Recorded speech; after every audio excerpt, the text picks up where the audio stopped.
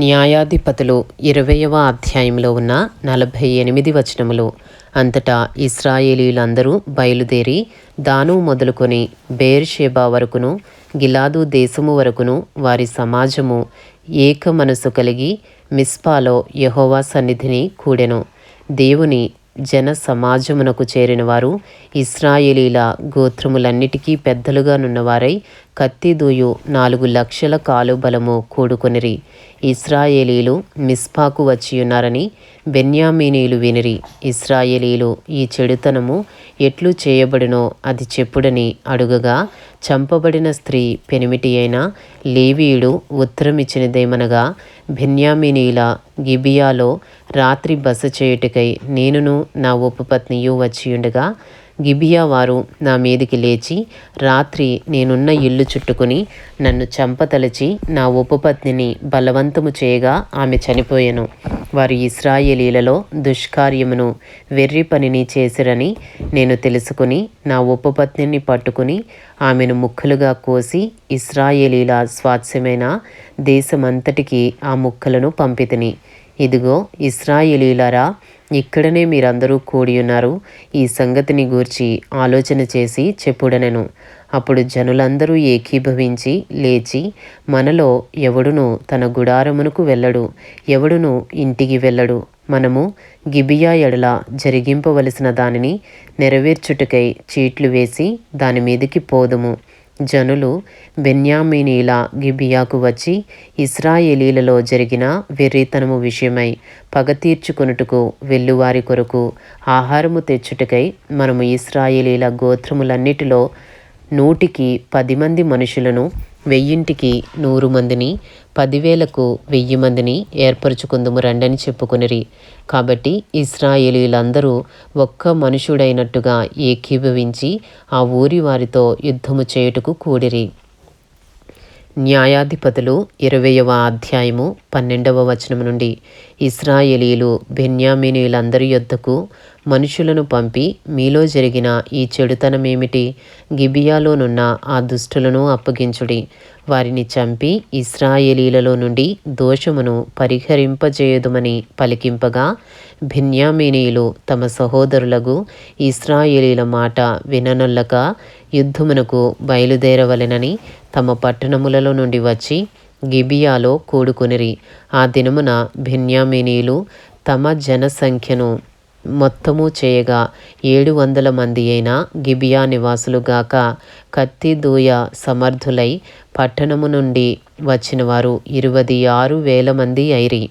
ఆ సమస్త జనములో ఏర్పరచబడిన 700 మంది ఎడమ చేతి వాటము గలవారు. వీరిలో ప్రతి వాడును గురిగా ఉంచబడిన తల వెంట్రుక మీదికి వడిసెల రాయి తప్పక విసరగలవాడు. న్యాయాధిపతులు 20వ అధ్యాయము 17వ వచనము నుండి. బెన్యామీనీయులు గాక ఇశ్రాయేలీలలో ఖడ్గము దూయు 4 లక్షల మంది లెక్కింపబడిరి. వీరందరూ యోధులు. వీరు లేచి బేతేలుకు పోయి ఇశ్రాయేలీలు బెన్యామీనీయులతో చేయవలసిన యుద్ధమునకు మాలో ఎవరు ముందుగా వెళ్ళవలెనని దేవుని యొద్ద మనవి చేసినప్పుడు, యెహోవా యూదా వంశస్థులు ముందుగా వెళ్ళవలెనని సెలవిచ్చెను. కాబట్టి ఇశ్రాయేలీలు ఉదయముననే లేచి గిబియా ఎదురుగా దిగిరి. ఇశ్రాయేలీలు బెన్యామీనీయులతో యుద్ధము చేయ బయలుదేరినప్పుడు ఇశ్రాయేలీలు గిబియా మీద పడుటకు యుద్ధ పంక్తులు తీర్చగా, బెన్యామీనీయులు గిబియాలో నుండి బయటకు వచ్చి ఆ దినమున ఇశ్రాయేలీలలో 22,000 మందిని నేల కూల్చిరి. అయితే ఇశ్రాయేలీలు ధైర్యము తెచ్చుకుని తాము మొదట ఎక్కడ యుద్ధ పంక్తి తీర్చిరో ఆ చోటనే మరలా యుద్ధము జరగవలెనని తమ్మును తాము యుద్ధ పంక్తులుగా తీర్చుకునిరి. మరియు ఇశ్రాయేలీలు పోయి సాయంకాలము వరకు యెహోవా ఎదుట ఏడ్చుచు, మా సహోదరులైన బెన్యామీనీయులతో యుద్ధము చేయుటకు తిరిగిపోదుమా అని యెహోవా యొద్ద విచారణ చేయగా, యెహోవా వారితో యుద్ధము చేయబోవుడని సెలవిచ్చెను. న్యాయాధిపతులు 20వ అధ్యాయము 24వ వచనము నుండి. కాబట్టి ఇశ్రాయేలీలు రెండవ దినమున బెన్యామీనీయులతో యుద్ధము చేయరాగా ఆ రెండవ దినమున బెన్యామీనీయులు వారిని ఎదుర్కొనుటకు గిబియాలో నుండి బయలుదేరి వచ్చి ఇశ్రాయేలీలలో 18,000 మందిని నేల కూల్చి సంహరించిరి. వీరందరూ కత్తి దూయువారు. అప్పుడు ఇశ్రాయేలీలందరూ జనులందరూ పోయి బేతేలును ప్రవేశించి ఏడ్చుచు సాయంకాలము వరకు అక్కడి యెహోవా సన్నిధిని కూర్చుండుచు ఉపవాసముండి దహన బలులను సమాధాన బలులను యెహోవా సన్నిధిని అర్పించిరి. ఆ దినములలో యెహోవా నిబంధన మందసము అక్కడనే ఉండెను. అహరోను మనుమడును ఎలియాజరు కుమారుడునైన ఫీనేహాసు ఆ దినములలో దాని ఎదుట నిలుచువాడు. ఇశ్రాయేలీలు మరలా మా సహోదరులైన బెన్యామీనీయులతో యుద్ధమునకు పోదుమా మానుదుమా అని యెహోవా యొద్ద విచారణ చేయగా యెహోవా వెల్లుడి రేపు నీ చేతికి వారిని అప్పగించెదనని సెలవిచ్చెను. అప్పుడు ఇశ్రాయేలీలు గిబియా చుట్టూ మాటుగాండ్రను పెట్టిరి. న్యాయాధిపతులు 20వ అధ్యాయము 30వ వచనము నుండి. 3వ దినమున ఇశ్రాయేలీలు బెన్యామీనీయులతో యుద్ధమునకు పోయి మునుపటి వలె గిబియా వారితో యుద్ధము చేయుటకు సిద్ధపడగా బెన్యామీనీయులు వారిని ఎదుర్కొనుటకు బయలుదేరి పట్టణములో నుండి తొలగి వచ్చి మునుపటి వలె ఇశ్రాయేలీలలో గాయపరచబడిన వారిని ఇంచుమించు 30 మంది మనుషులను రాజమార్గములలో చంపుచూ వచ్చిరి.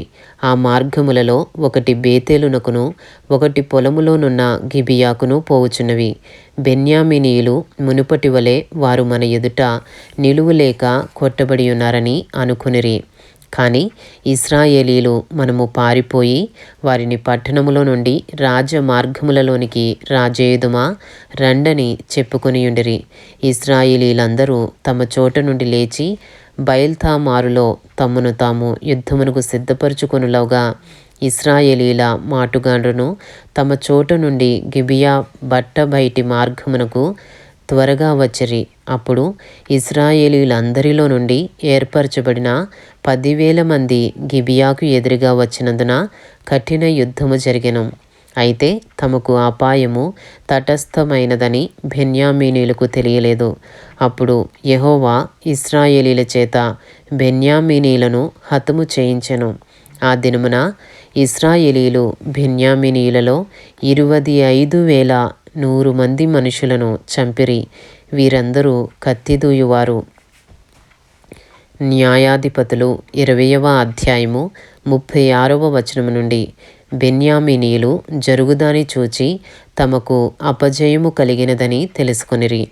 ఇశ్రాయేలీలు తాము గిబియా మీద పెట్టిన మాటుగాండ్రను నమ్మి బెన్యామీనీయులకు స్థలమిచ్చిరి. మాటుననున్నవారు త్వరపడి గిబియాలో చొరబడి కత్తివాతను ఆ పట్టణములోని వారినందరినీ హతము చేసిరి. ఇశ్రాయేలీలకును మాటుగాండ్రకును నిర్ణయమైన సంకేతం ఒకటి ఉండెను. అదేదనగా వారు పట్టణములో నుండి పొగ గొప్ప మేఘము వలె లేచినట్లు చేయుటయే. ఇశ్రాయేలీలు యుద్ధము నుండి వెనుక తీసి తిరిగినప్పుడు బెన్యామీనీయులు వీరు మొదటి యుద్ధములో అపజయమొందినట్లు మన చేత ఓడిపోదురు కదా అనుకుని చంపనారంభించి ఇశ్రాయేలీలలో ఇంచుమించు 30 మంది మనుషులను హతము చేసిరి. అయితే పట్టణము నుండి ఆకాశము తట్టు స్తంభరూపముగా పొగ పైకి లేవనారంభింపగా బెన్యామీనీయులు వెనుక తట్టు తిరిగి చూచిరి. అప్పుడు ఆ పట్టణమంతయు ధూమమయమై ఆకాశమునికి ఎక్కుచుండెను. ఇశ్రాయేలీలు తిరిగినప్పుడు బెన్యామీనీయులు తమకు అపజయము కలిగినదని తెలుసుకుని విభ్రాంతి నొంది ఎడారి మార్గము తట్టు వెళ్ళుదమని ఇశ్రాయేలీల ఎదుట వెనుకకు తిరిగిరి గాని యుద్ధమున తరముబడగా పట్టణములలో నుండి వచ్చిన వారు మధ్య మార్గమందే వారిని చంపిరి. ఇశ్రాయేలీలు బెన్యామీనీయులను చుట్టుకుని తరిమి తూర్పు దిక్కున గిబియాకు ఎదురుగా వారు దిగిన స్థలమున వారిని త్రొక్కుచుండిరి. అప్పుడు బెన్యామీనీయులలో 18,000 మంది మనుషులు పడిపోయిరి. వీరందరూ పరాక్రమవంతులు. అప్పుడు మిగిలిన వారు తిరిగి ఎడారిలోనున్న రిమ్మోను బండకు పారిపోగా వారు రాజమార్గములలో చెదరియున్న 5,000 మంది మనుషులను చీలదీసి గిదోము వరకు వారిని వెంటాడి తరిమి వారిలో 2,000 మందిని చంపిరి. ఆ దినమున బెన్యామీనీయులలో పడిపోయిన వారందరూ కత్తిదూయు 25,000 మంది. వీరందరూ పరాక్రమవంతులు. 600 మంది తిరిగి ఎడారిలోనున్న రిమ్మోను కొండకు పారిపోయి రిమ్మోను కొండ మీద 4 నెలలు నివసించిరి. మరియు ఇశ్రాయేలీలు బెన్యామీనీల మీదికి తిరిగి వచ్చి పట్టణ నివాసులనేమి పశువులనేమి దొరికిన సమస్తమును కత్తివాత హతము చేసిరి. ఇదియుగాక వారు తాము పట్టుకునిన పట్టణములన్నిటినీ అగ్ని చేత కాల్చివేసిరి. ఇంతటితో న్యాయాధిపతులు 20వ అధ్యాయంలో ఉన్న 48 వచనములు పూర్తి చేయబడినవి.